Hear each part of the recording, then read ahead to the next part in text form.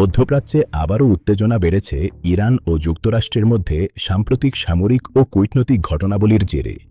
উভয় দেশই একে অপরের বিরুদ্ধে কঠোর অবস্থান গ্রহণ করায় আন্তর্জাতিক মহলে উদ্বেগ বাড়ছে।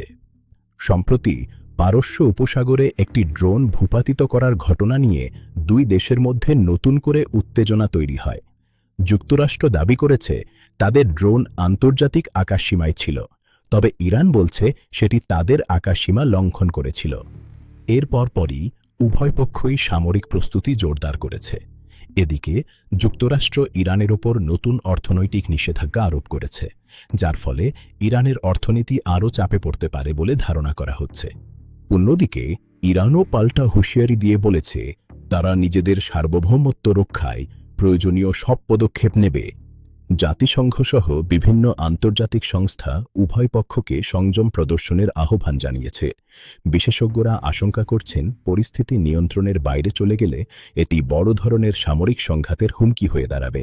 বিশ্বনেতারা কূটনৈতিক সমাধানের ওপর জোর দিচ্ছেন, তবে এখন পর্যন্ত কোনো দৃশ্যমান অগ্রগতি লক্ষ্য করা যায়নি। পরিস্থিতি পুরো অঞ্চলের স্থিতিশীলতার জন্য হুমকি হয়ে দাঁড়াবে।